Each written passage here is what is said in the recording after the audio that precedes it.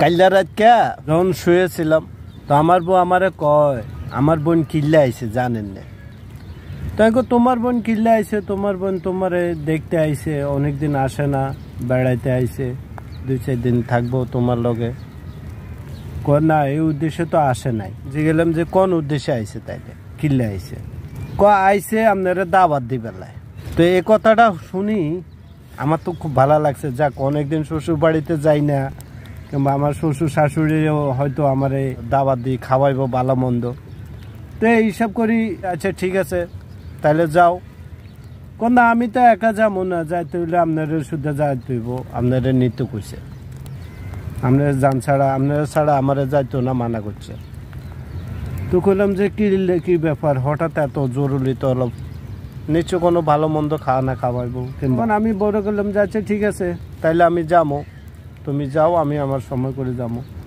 না আমার সাথে যাইতে হইব। আচ্ছা যাবো নি, বুঝলাম, কাম গাছ ছাড়ি দিয়ে তোমার সাথেই যাবো। তো একটা কথা আছে না, শ্বশুর বাড়ি মধুর হাঁড়ি, কদিন পরে জাড়ুর বাড়ি। তো আসলে আমার কপালটা হয়েছে যে জাড়ুর বাড়ি। আমার কপালে যে কোনটা অপেক্ষা করতেছে এটা তো আমি বুঝতে পারি না।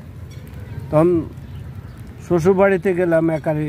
শ্বশুর বাড়িতে তো আর খালি হাতে যান যায় না, ভালো মন্দ কিছু নিলাম, নিয়ে বউর সাথে গেলাম।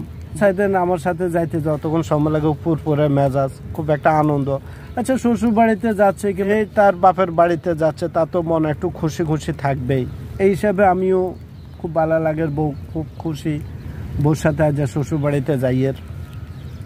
ওমা যাই দেখিছে, কয় জামাই আপনি যে আইসেন খুব ভালো করছেন, আপনি না আইলে তো অঙ্গ কষ্ট বাড়ি যেত।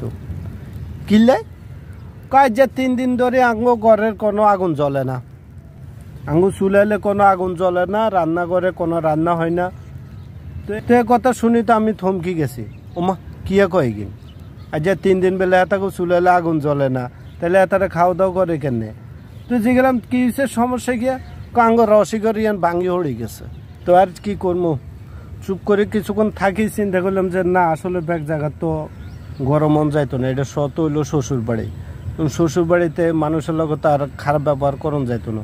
তো একবার বোর দিকে চাই, আবার শালের দিকে চাই, আবার শ্বশুর শাশুড়ির দিকে চাই দেন একা বউ তো সরে গেছে, সরি যে বুঝতে পারছে বাবুরে শ্বশুর বাড়িতে আনছে, আয় তো মনে মনে খাঁড়কালা খাইয়ের, শ্বশুর বাড়ি মধুর হাঁড়ি, ভালো মন্দ কিছু খামো।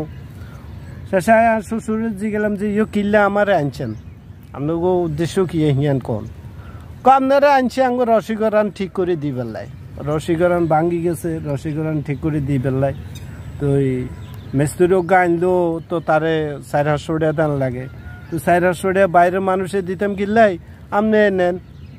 তখন আমি চিন্তা করলাম যে হায় রে শ্বশুর, আপনার কত বড় একটা দায়িত্ব পালন করে আমার কাঁধে তুলে দিচ্ছেন।